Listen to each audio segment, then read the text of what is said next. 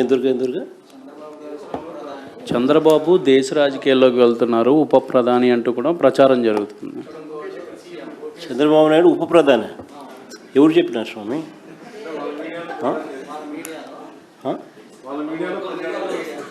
వాళ్ళ మీడియాలో వాళ్ళు రాసుకుంటున్నారా? వాళ్ళు చెప్తున్నారా? గొప్ప సంగతి నిజంగా. ఈయన ముఖ్యమంత్రిగానే భరాయించలేకున్నారు ప్రజలు. ఈయన ఉప ప్రధాని అయితే ఇంకా దేశ ప్రజలు ఏం భరాయిస్తారండి?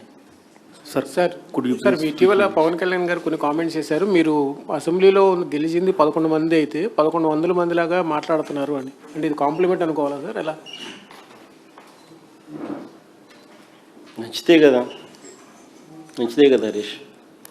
1100 మంది లెవెల్లో ఆయనను భయం పుట్టించగలుగుతున్నారు అని అంటే ఆయనకు నిజంగా గొప్ప సంగతే కదా.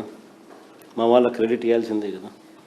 కేజీబీవి మహిళా ప్రిన్సిపల్ మీద వేధింపులకు పాల్పడ్డ ఆముదాల వలస టీడీపీ ఎమ్మెల్యే కూన రవికుమార్ మీద చంద్రబాబు నాయుడు గారు ఏం చర్యలు తీసుకున్నామని అడుగుతా ఉన్నాం.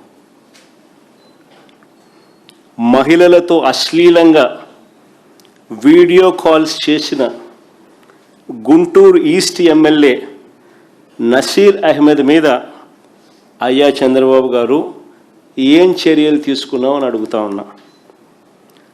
టీడీపీకి చెందిన సత్యవేడు ఎమ్మెల్యే కోనేటి ఆదిమూలం ఒక మహిళ మీద దారుణమైన లైంగిక దాడికి పాల్పడితే ఈ చంద్రబాబు గారు ఏం చర్యలు తీసుకున్నారో అని అడుగుతా ఉన్నా. మహిళా ఉద్యోగి మీద లైంగిక వేధింపులకు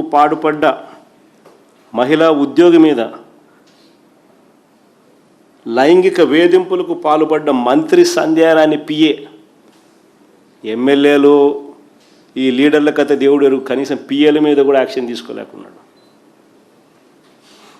వాళ్ళ పిఏ సంధ్యారాణి పిఏ మీద చంద్రబాబు నాయుడు గారు ఏం చర్యలు తీసుకున్నారని అడుగుతా ఉన్నా. పైగా బాధితురాల మీద కూడా తప్పుడు కేసు, ఉల్టా కేసు పెట్టినారు బాధితురాల మీదనే.